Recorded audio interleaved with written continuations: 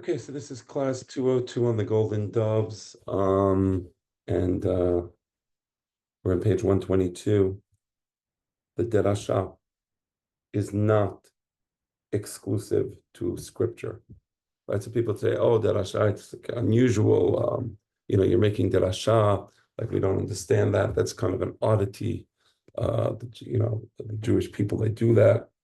It's just not true. It pertains to all semantic compositions. Any semantic composition is subject to derasha. Consider the interpretation of dreams. The language of dreams is exclusively semantic, right? It's all symbols, and the symbols put together, it's not just symbols standing alone, but symbols put together in opposition to each other to create meaning. You have to make a derasha to interpret the dream. Accordingly, it is context bound, right? Meaning the meaning of each symbol is affected by all the other symbols in the dream. Concerning dreams, Sigmund Freud observed that the same piece of content may conceal a different meaning when it occurs in various people or in various contexts. Maybe, a black cat for some people would be a sign of evil. If they saw a black cat in a dream, that would actually be a sign of evil. Maybe in another society where a black cat is not considered evil, a black cat would have a different meaning. Maybe a person owns a black cat that he or she loves dearly, and seeing the black cat in the dream would actually mean something very different, right? So it's context bound. So that's the idea of derasha. A fundamental idea also noted in the Talmud. To be significant, let me see what my father was referring to. Of course, it's Gemara Masechet Berachot. Okay, let me see if there's all right, see above page. Okay. To be significant, a dream must be inserted into the psychical chain that has to be traced backwards in the memory from a pathological idea. That sentence, we should read it again. To be significant, a dream must be, and now he's quoting from Sigmund Freud, inserted into the psychical chain that has to be traced backwards in the memory from a pathological idea, end quote. It cannot be analyzed in isolation, right? Again, in semiotic systems, red light means to stop. You don't need to analyze, red. The meaning of red light doesn't change, if it's by a schoolyard or by an office building or in the country or in the city, it's irrelevant. In a semantic system, and specifically in the question of dreams, so he says that when you have a dream, it has to be inserted into the psychical chain. So meaning there's a series of mental processes, and the dream can't be abstracted from the mental processes of the dreamer. And it's within the mental processes that the dream has meaning, right? So it's in opposition together with, that's a semantic composition. So a person has emotions, a person has sort of memories, and the dream is within the context of those emotions and those memories. And he says, a cyclical chain that has to be traced backwards in the memory from a pathological idea. So there was a pathological idea, maybe some traumatic event, or maybe not a traumatic event, maybe feelings of love towards an individual, maybe a conflict and a traumatic conflict. Now that you go back to that, what was the word he used? Pathological idea, right? And then you trace from that to the dream.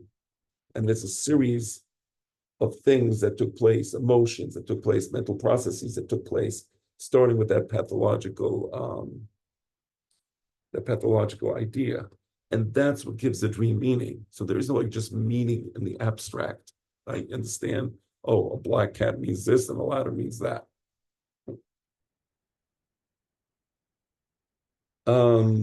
Okay. So let's read this paragraph again. The language of dreams is exclusively semantic, as we just saw. Accordingly, it is context-bound. Concerning dreams, Sigmund Freud observed that the same piece of content may conceal a different meaning when it occurs in various people or in various contexts, right? Now, that's understood. A fundamental idea also noted in the Talmud. So the Gemara also takes that approach, giving meaning to symbols in the dream based on the individual, right? And just in the abstract to be significant. And now here's that sentence that we want to parse. A dream must be inserted into the psychical chain that has to be traced backwards in the memory from a pathological idea. It cannot be analyzed in isolation. So that's the point of the dream, symbols being semantic compositions, or dreams being semantic compositions. Since the language of dreams excludes semiotics, because in semiotics, the thing just has meaning, irrespective of the context, like the red light, right? The feeling of interiority is absent. Dreams are speechless. That's it. So the feeling of interiority is absent. I believe that what my father meant by that. So the feeling of interiority, it means that you have inner life, you have an inner thoughts, you have inner emotions, you have self-awareness, right? So in dream, you don't have that self-awareness. You're not speaking the symbols. The dreams are happening around you. So you lack that interiority, because it's a different state of consciousness, right?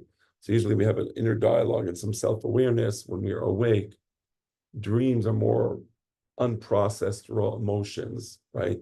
Rather than an articulate expression of thought. We can now understand the fact noted by Freud that when in a state of sleep, one lacks the criterion which alone makes it possible to distinguish between sense perception arising from without and that from within. Again, these sentences are a bit difficult, but I will try to explain it. So I'm just going to read it again. We can now understand the fact noted by Freud that when in a state of sleep, one lacks a criterion which alone makes it possible to distinguish between sense perception arising from without and that from within. So, meaning when you're in a state of deep sleep, you don't have the criterion which makes it possible to distinguish between the external world, your perception of the external world, right? And let's say an internal mental emotion or a psychic event. And in the dream, it's all there in the dream. And you, as a dreamer, you can't distinguish between your inner thoughts and the outer world, so to speak, right? It could be there's a noise in the outer world, and that affects the dream. Or it could be that there's a noise within your psyche, and that affects the dream, right? All right. Since dreams are semantic compositions, the Derasha methodology is particularly suited to their interpretation. Well, what is Derasha? You're not trying to understand the meaning of a sentence or a word within the context, within a larger context, and interpreting it by the tension created between that word or sentence and the rest of the context. The close relationship between the Derasha and the interpretation of dreams in antiquity, so poorly understood, is not haphazard. Right? In antiquity, they didn't understand this. They thought dreams were some sort of oracle. So if you see, if you see the black cat in the dream, it's evil, without any consideration of who the dreamer is and what the culture is. And again, maybe the dreamer has a black cat that they love, right? So the close relationship between the Derasha and the interpretation of dreams in antiquity is not haphazard. It stems from the fact that both these methodologies concern the interpretation of a semantic composition.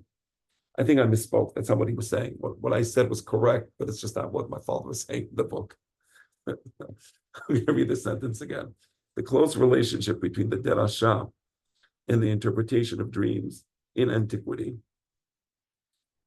I would say, as per the Hachamim's methodology, is not haphazard.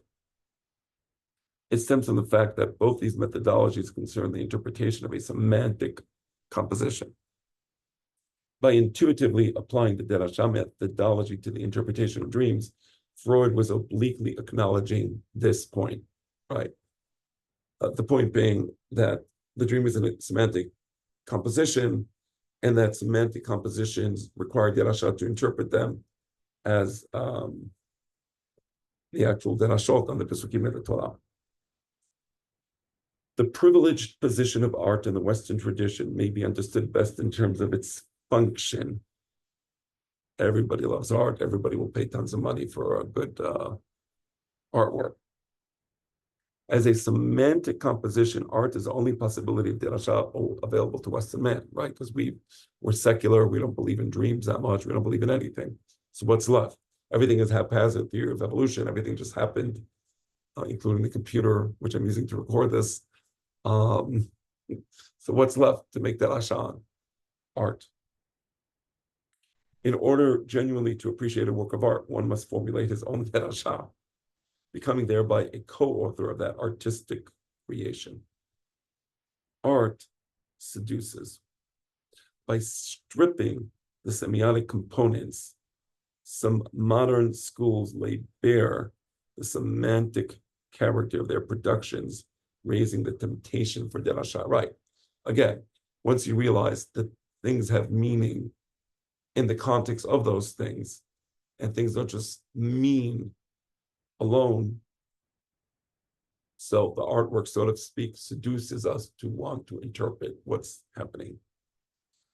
The appeal of the Hebrew scripture is connected with the enormous possibilities of derasha offered to both the learned and the masses, because any person can open up the pasuk and read it.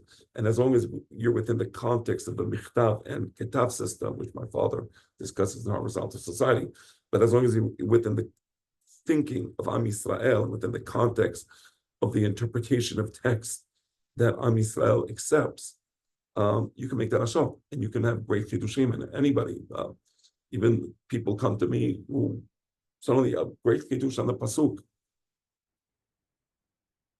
Torah fulfilled the need for derasha, hence the absence of art in Judaism. That's very interesting. So there's no art in Judaism, or we don't have so many artists, because we had derasha, and that's our art form.